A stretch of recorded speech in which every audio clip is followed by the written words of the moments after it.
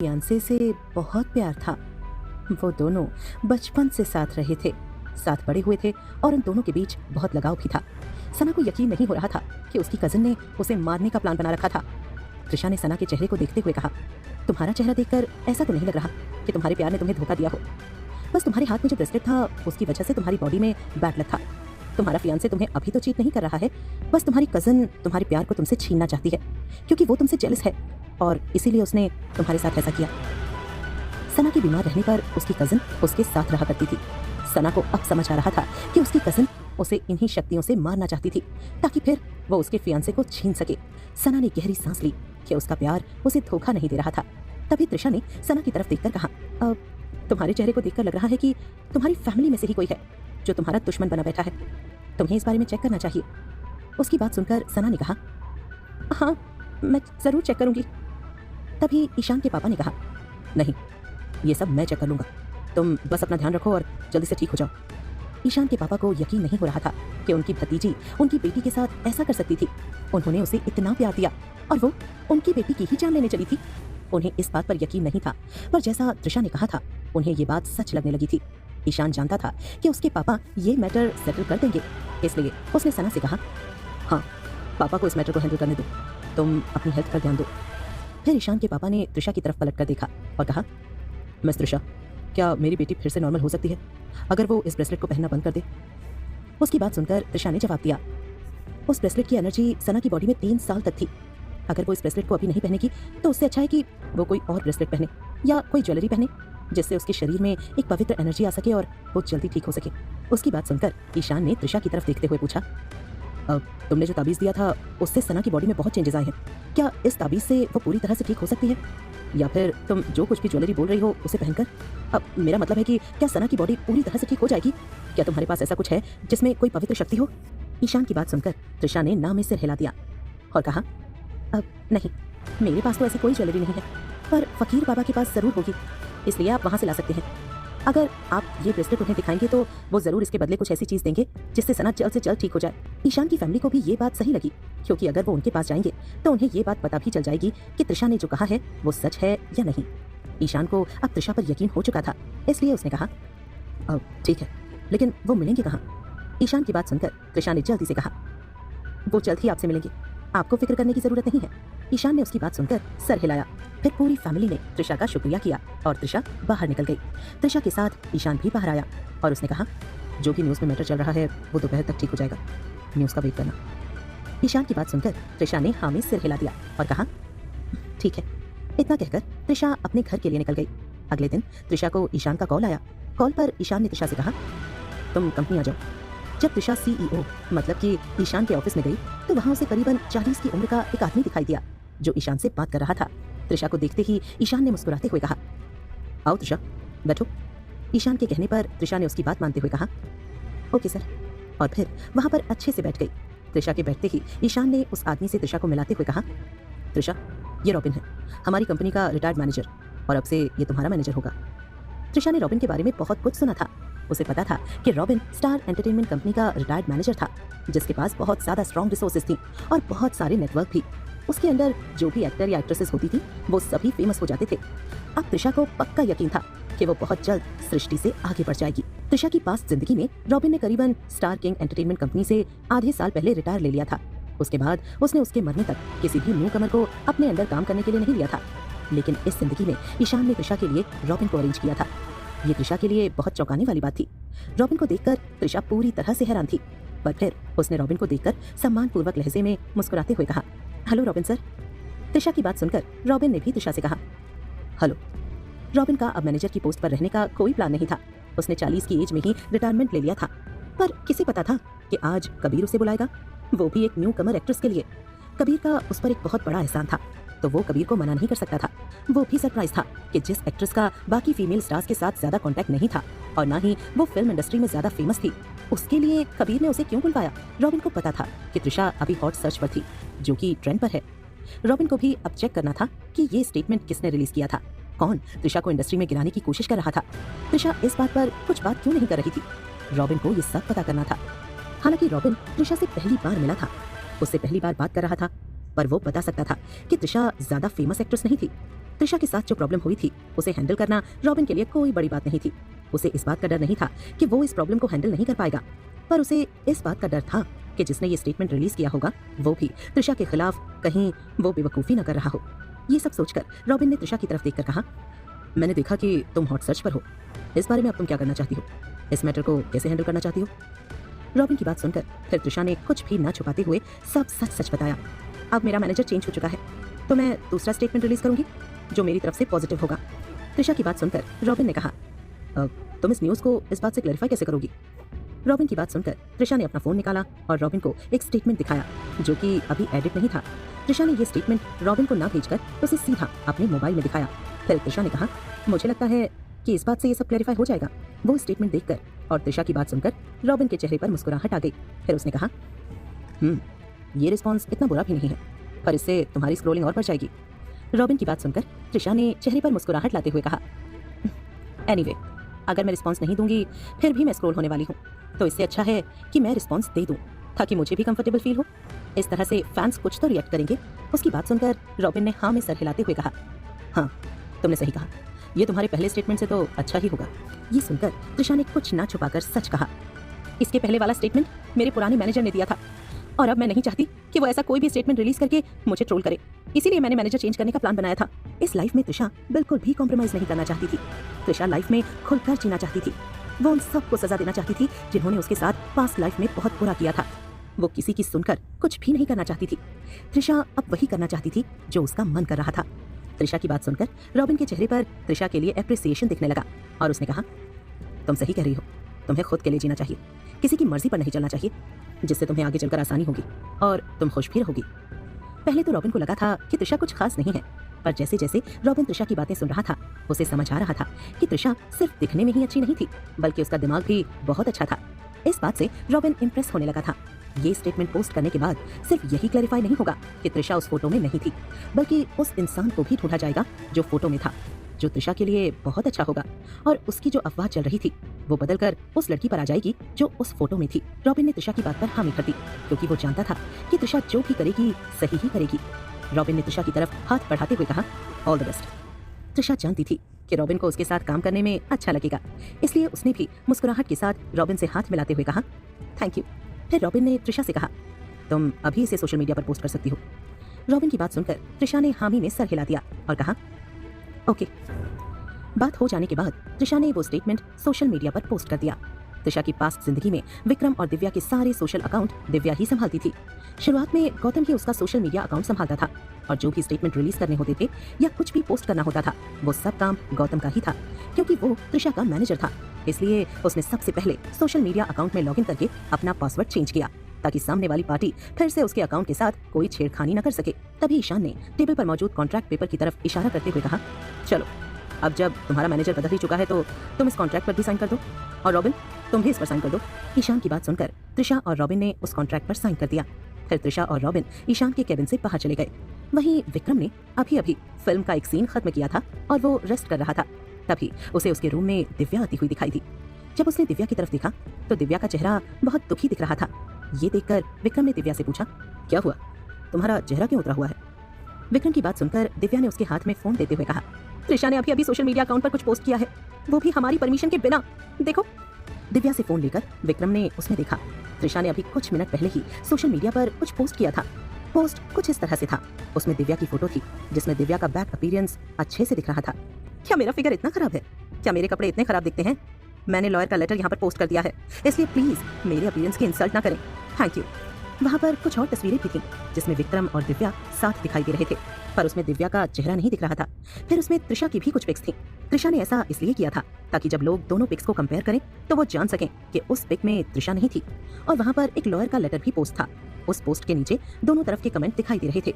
कुछ लोग इस सबूत को भी मानने के लिए तैयार नहीं थे और त्रिशा के खिलाफ थे, तो कुछ लोग अब इस सबूत को देखने के बाद त्रिशा के फेवर में थे, क्योंकि त्रिशा फोटोज में बहुत ही सुंदर दिख रही थी और उसका फिगर भी बहुत अच्छा दिख रहा था।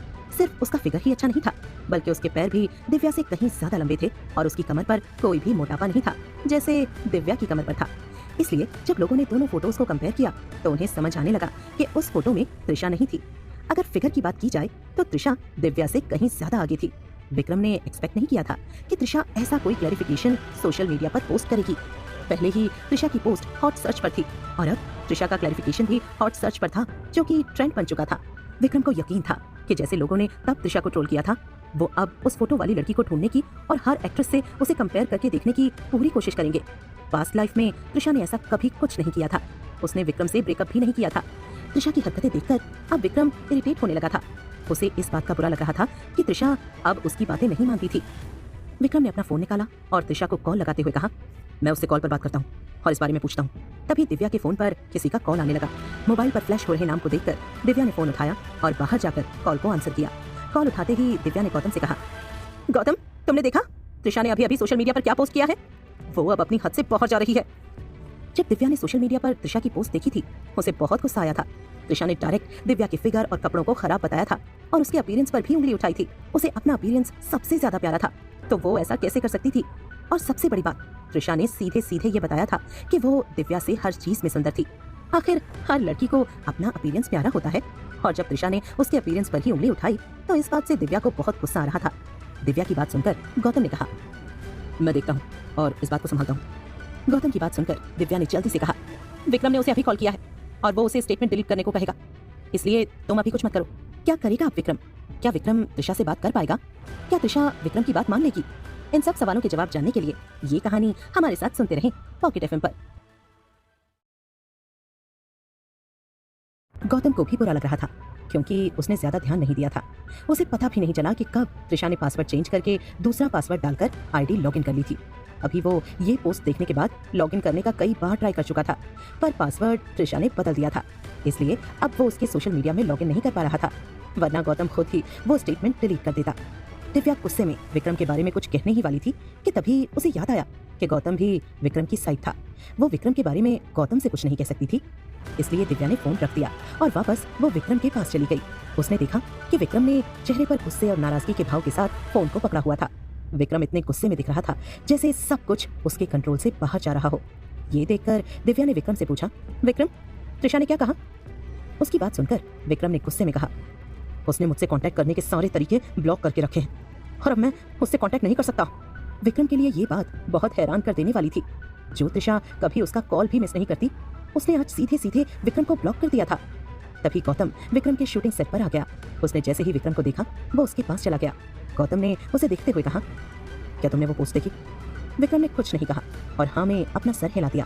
तभी गौतम ने आगे कहा, क्या तुम्हारी त्रिशा से कोई बातचीत हुई? जैसे ही विक्रम ने गौतम की बात सुनी, उसे गुस्सा आ गया। उसने गौतम को घूरते हुए कहा, क्या तुम मेरा मजाक उड़ाने आए हो? अगर मेरी उससे कोई बात हुई होती तो क्या मैं तुम्हें इतना परेशान नजर आता? विक्रम की गुस्से भरी आवाज सुनकर एक पल के लिए गौतम भी डर गया। उसने जल्दी से कहा, अरे शांत हो जाओ, मैं तो बस तुमसे पूछ रहा था, तुम इतना क्यों भड़क रहे हो? उसकी बात सुनकर दिव्या ने कहा, वो इसलिए गुस्सा है क्योंकि त्रिशा ने विक्रम को ब्लॉक कर दिया है, जिस वजह से वो त्रिशा से कांटेक्ट नहीं कर पा रहा।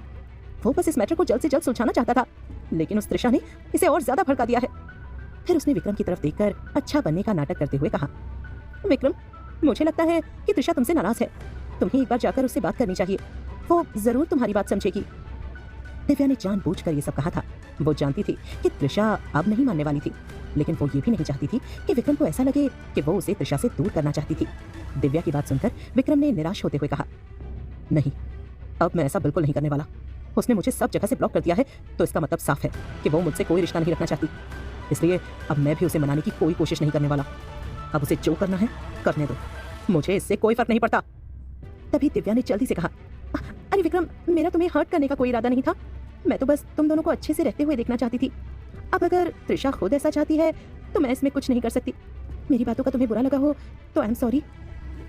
फिर वो गौतम की तरफ देखकर आगे बोली, गौतम, तुम तो त्रिशा के मैनेजर हो ना, तो तुम इसमें कुछ क्यों नहीं करते? उसकी बात सुनकर गौतम ने जल्दी से त्रिशा को कॉल किया तो पाया कि त्रिशा ने उसका नंबर ब्लॉक नहीं किया था। जब विक्रम ने सुना कि रिंग जा रही थी तो ये देखकर विक्रम को बहुत गुस्सा आने लगा। उसने सोचा कि आखिर त्रिशा करना क्या चाहती है। उसने विक्रम को ब्लॉक करके रखा है पर गौतम को नहीं, ऐसा क्यों? वहीं ईशान के केबिन में कॉन्ट्रैक्ट साइन करने के बाद त्रिशा ने देखा कि गौतम का कॉल आ रहा था, तो उसने गौतम का कॉल उठा लिया और कहा, क्या हुआ? क्या तुम्हें मुझसे कोई काम है? त्रिशा की बात सुनकर गौतम ने हल्के गुस्से में कहा, त्रिशा, तुमने किससे पूछकर वैसा स्टेटमेंट सोशल मीडिया पर पोस्ट किया है? क्या तुम्हें पता भी है कि इससे कितनी परेशानी हो रही है? प्रॉब्लम क्रिएट करना बंद करो और वो पोस्ट डिलीट करो। गौतम की बात सुनकर त्रिशा ने गुस्से में कहा, अगर अब मैं वो पोस्ट डिलीट करूंगी तो उससे मुझे ज्यादा परेशानी नहीं होगी, इसलिए ये आइडिया बहुत ही बेकार है। त्रिशा ने अभी ही वो स्टेटमेंट पोस्ट किया था और अगर अब वो उस स्टेटमेंट को डिलीट कर देती तो उसे सिर्फ ब्लैक फैंस के जरिए बुरा भला नहीं कहा जाता, बल्कि उसकी पॉपुलैरिटी भी कम हो जाती। जब गौतम ने देखा कि त्रिशा उसकी बात नहीं मान रही थी तो उसने धमकी देते हुए कहा, त्रिशा, अगर तुमने अभी ये डिलीट नहीं किया तो तुम्हारे लिए बहुत बुरा होगा। तुम भूल रही हो कि तुम्हारे सारे अनाउंसमेंट और एक्टिविटीज मेरे अंडर रहती हैं और अगर तुमने वो भी डिलीट नहीं किया तो मैं वो सब सस्पेंड कर दूंगा। अगर तुम चाहती हो कि मैं ऐसा कुछ ना करूं तो जल्दी से वो स्टेटमेंट डिलीट करो। गौतम की बात सुनकर त्रिशा ने एकदम शांति से कहा, अब जब कॉन्ट्रैक्ट साइन हो ही चुका है तो मैं तुम्हें ऑफिशियली बता देती हूँ कि मेरी मैनेजर की पोस्ट से तुम्हें फायर कर दिया गया है। त्रिशा की बात सुनकर गौतम को लगा जैसे वो कोई बहुत बड़ा जोक मार रही हो, इसलिए उसने त्रिशा से कहा, त्रिशा, क्या तुम इतनी भोली हो? जब तक मैं नहीं चाहूंगा कंपनी का सीनियर मैनेजमेंट मुझे तुम्हारी मैनेजर की पोस्ट से नहीं हटा पाएंगे। तुम इस बारे में सोचो ही मत कि तुम्हारा मैनेजर बदलेगा। मैं ही तुम्हारा मैनेजर रहूंगा और तुम हमेशा मेरे अंडर काम करोगी। अब जल्दी से वो स्टेटमेंट डिलीट करो और ये कबूल करो कि उस हॉट सर्च फोटो में तुम ही हो, फिर विक्रम और मैं तुम्हें कुछ नहीं कहेंगे। गौतम कभी नहीं चाहता था कि त्रिशा उसका मैनेजर बदले, क्योंकि अगर ऐसा हुआ तो वो त्रिशा पर से अपना कंट्रोल खो देगा। अब त्रिशा को गौतम से बात करने में कोई इंटरेस्ट नहीं था, इसलिए उसने फोन रखते हुए कहा, मुझे तुमसे कोई बात नहीं करनी है। त्रिशा ने गौतम से कांटेक्ट होने वाले सारे जरियों को ब्लॉक कर दिया। जब गौतम ने त्रिशा को फिर से कॉल लगाया तो फोन में उसका कॉल बिजी बताने लगा। ये देखकर वो हैरान रह गया, क्योंकि त्रिशा उसे ब्लॉक कर चुकी थी। क्या त्रिशा पागल हो चुकी है? वो मुझसे लड़ने की हिम्मत कैसे कर सकती है? वो चिल्लाया। गौतम एक फर्स्ट क्लास मैनेजर था, तो किसी ने भी उससे आज तक इस तरह से बात करने की हिम्मत नहीं की थी, इसलिए उसे बहुत गुस्सा आ रहा था। जब विक्रम ने देखा कि गौतम के चेहरे पर गुस्सा है तो उसने गौतम से पूछा, क्या कहा त्रिशा ने? विक्रम की बात सुनकर गौतम ने कहा, उसने मेरी बात मानने से इनकार कर दिया और कहा कि वो अपना मैनेजर बदलने वाली है। हालांकि गौतम को बहुत गुस्सा आ रहा था और उसके चेहरे पर नाराजगी भी दिख रही थी, क्योंकि त्रिशा बिना फालतू के ही सबके लिए परेशानियां खड़ी कर रही थी। गौतम की बात सुनकर विक्रम ने गुस्से में कहा, अब तो उसने अपनी हद पार कर दी है। कंपनी में गौतम की इमेज कोई ऐसी वैसी नहीं थी, वो कंपनी का टॉप मैनेजर था, इसलिए त्रिशा उसे अपने मैनेजर की पोस्ट से हटा सके ये उसके लिए इम्पॉसिबल था। विक्रम की बात सुनकर गौतम ने कहा, हाँ तुम सही कह रहे हो, इसलिए अब मैं उसकी सारी अनाउंसमेंट सबसे पहले कैंसिल कर दूंगा ताकि उसका घमंड टूट सके। उसकी बात सुनकर विक्रम ने उससे कहा, अनाउंसमेंट रुकवाने की कोई जरूरत नहीं है, मैं उससे इस बारे में बात करूंगा। जब किसी ने कुछ नहीं कहा तो विक्रम ने अपनी बात जारी रखते हुए कहा, अगर वो ट्रेंडिंग फोटोज और वो स्टेटमेंट डिलीट नहीं करेगी तो मैं कुछ ऐसा तरीका ढूंढ लूंगा ताकि वो स्टेटमेंट ट्रेंड से हट जाए। विक्रम और त्रिशा इसी बारे में तो झगड़ा कर रहे थे, पर अगर विक्रम कॉम्प्रोमाइज करेगा तो त्रिशा ऐसा बार बार कर सकती थी। गौतम को लगा था कि विक्रम बहुत गुस्सा करेगा, पर किसे पता था कि वो कॉम्प्रोमाइज करने के लिए तैयार हो जाएगा। ऐसा लग रहा था कि विक्रम के दिल में अब भी त्रिशा के लिए जगह थी, जबकि दिव्या और गौतम को लगा था कि विक्रम के दिल में त्रिशा के लिए जगह खत्म हो चुकी थी, पर अब भी उसके दिल में त्रिशा के लिए जगह थी, इसलिए ही शायद वो कॉम्प्रोमाइज करने के लिए तैयार था। गौतम विक्रम को त्रिशा के खिलाफ भड़काने ही वाला था कि तभी उसका फोन बजने लगा। जब उसने फोन पर कंपनी के एचआर डिपार्टमेंट का नाम देखा तो एक पल के लिए हैरान रह गया। उसे लगा कि शायद नॉर्मल ही कुछ पूछ रहे होंगे, इसलिए कॉल किया होगा। उसे पूरा यकीन था कि त्रिशा उसे अपने मैनेजर की पोस्ट से नहीं हटा पाएगी। जब गौतम ने कॉल उठाया तो उधर साइड से एक आदमी की आवाज आई, अब से त्रिशा का मैनेजर चेंज हो गया है, इसलिए तुम्हें एक नई क्लाइंट को हैंडल करना है। मैं चाहता हूं कि तुम जल्दी से कंपनी आओ और अपनी ड्यूटी रॉबिन को हैंडओवर कर दो और जल्द से जल्द इस न्यू कमर को हैंडल करो। त्रिशा का मैनेजर अब रॉबिन है, इसलिए अब तुम्हारा उससे कोई लेना देना नहीं है। उनकी बात सुनकर गौतम एकदम हैरान रह गया। उसने कहा, बिना मुझसे पूछे आपने कैसे त्रिशा का मैनेजर चेंज कर दिया? गौतम की बात सुनकर सामने से आवाज आई, क्योंकि ये डिसीजन ऊपर से आया है। कंपनी पहले ही त्रिशा और रॉबिन के साथ कॉन्ट्रैक्ट साइन कर चुकी है, तो अब तुम्हें त्रिशा से कोई लेना देना नहीं है। इतना कहते ही सामने से कॉल कट गया। अब गौतम को समझ आ रहा था कि त्रिशा सिर्फ बातें नहीं बना रही थी, असल में वो ये सब कर भी रही थी। गौतम को एहसास हो रहा था कि त्रिशा अब उसके हाथों से निकल रही थी। अब उसका त्रिशा पर कोई कंट्रोल नहीं रहेगा, जो कि उनके लिए अच्छा नहीं था। फिर उसने होश में आते हुए विक्रम से पूछा, क्या त्रिशा हमारी कंपनी में किसी भी सीनियर मैनेजमेंट के इंसान को जानती है? गौतम की बात सुनकर विक्रम ने एक बार सोचा और फिर अपना सर ना में हिलाते हुए कहा, मुझे तो ऐसा नहीं लगता कि त्रिशा ऐसे किसी भी इंसान को जानती है, पर तुम ऐसा क्यों पूछ रहे हो? क्या कुछ हुआ है? क्या उसने कंपनी में कोई गड़बड़ की है? विक्रम की बात सुनकर गौतम एक बार फिर हैरान हो गया। उसने कहा, वो सच में कंपनी गई थी ताकि वो अपना मैनेजर चेंज कर सके, और उसने अपना मैनेजर चेंज भी कर दिया। अब रॉबिन उसका मैनेजर है। पहले तो मुझे लगा था कि मुझसे ऊपर कोई भी मैनेजर उस कंपनी में नहीं है, इसलिए त्रिशा के लिए ये करना इम्पॉसिबल होगा, पर मुझे नहीं पता था कि रॉबिन, जो कि रिटायर्ड हो चुका है, अब वापस आ जाएगा, और वो भी उस त्रिशा के लिए। गौतम बहुत कम लोगों का ही मैनेजर बनता था, क्योंकि उसे सब काम टाइम पर चाहिए होता था, और उसने खुद त्रिशा को अपने अंडर काम करने के लिए चुना था। पर उसने तो उसे ही वहां से हटाकर कंपनी के टॉप मैनेजर को चुन लिया था, जिससे उसे बहुत गुस्सा आ रहा था। पर वो कुछ कर भी नहीं सकता था। ये सब सुनकर विक्रम भी हैरान था, क्योंकि उसके और तृषा के बीच में कोई सीक्रेट नहीं रहता था। तृषा उसे सब कुछ बताती थी और उसे तो नहीं पता था कि तृषा किसी ऐसे इंसान को जानती थी। फिर ये सब कैसे हुआ? पर अब विक्रम और उसका ब्रेकअप हो चुका था। विक्रम ने उसे रोकने की कोशिश भी नहीं की थी। इससे शायद उसने बिना बताए ही अपना मैनेजर बदल लिया था। पर इस सब के कारण वो इरिटेट हो चुका था, क्योंकि उसे हमेशा से तृषा को अपने अंडर कंट्रोल करके रखने की आदत थी। और अब जब वो उसके कंट्रोल से बाहर जा रही थी तो उसे बहुत ज्यादा गुस्सा आ रहा था। विक्रम को लग रहा था कि ऐसे ही सब नहीं चलना चाहिए, इसलिए उसने कहा, कल मैं कंपनी जाऊंगा और उससे इस बारे में बात करूंगा। गौतम अभी भी शॉक में था और जब उसने विक्रम की बात सुनी तो उसने कहा, हाँ, तुम जाओ उसके पास और उससे बात करो। अभी फिलहाल के लिए विक्रम के दिल में तृषा के लिए बहुत जगह थी, इसलिए वो ही उसे मना सकता था, वरना गौतम और दिव्या का प्लान पूरी तरह से फेल हो जाने के चांसेस थे। वहीं जब तृषा और रॉबिन ईशान के केबिन से निकले तो रॉबिन ने तृषा से कहा, तुम्हें अब किसी भी चीज की टेंशन लेने की जरूरत नहीं है। तुम बस जो रियलिटी शो अगले हफ्ते है उसके लिए अच्छे से तैयारी करो, उससे तुम अच्छा कमबैक कर सकती हो और तुम्हारी इमेज भी सबकी नजरों में अच्छी बन सकती है। उस स्टेटमेंट की वजह से तृषा की इमेज बहुत जगह खराब हो चुकी थी और ये लाइव ब्रॉडकास्ट जो कि रियलिटी शो में होने वाला था, उससे तृषा की इमेज अच्छी बन सकती थी। ये उसके लिए बहुत अच्छा मौका था। वैसे भी रियलिटी शोज में सब लाइव दिखाया जाता था, जिससे पब्लिक उनमें मौजूद एक्टर्स को देखना बेहद पसंद करती थी। ये रियलिटी शो जो कि लाइव होते थे, इससे उन ब्लैक फैंस को भी अच्छा जवाब मिल जाता था कि वो लोग जो कहते रहे थे वो सही नहीं था, वो सब झूठ था। अगर एक्टर की परफॉर्मेंस अच्छी नहीं रही तो वो फैंस की नजरों में गिर सकते थे। इसलिए इस रियलिटी शो में जाना तो तृषा के लिए बेहद जरूरी भी था। रॉबिन की बात सुनकर तृषा ने कहा, हाँ, मुझे भी यही लगता है। फिर तृषा ने अपनी बात जारी रखते हुए कहा, रॉबिन सर, मुझे आपसे एक और चीज डिस्कस करनी है। कैसे मनाएगा विक्रम तृषा को? तृषा के स्टेटमेंट से अब उसके फ्यूचर पर क्या असर पड़ने वाला है? क्या वो रॉबिन के साथ मिलकर सब कुछ सही कर पाएगी? इन सब सवालों के जवाब जानने के लिए ये कहानी हमारे साथ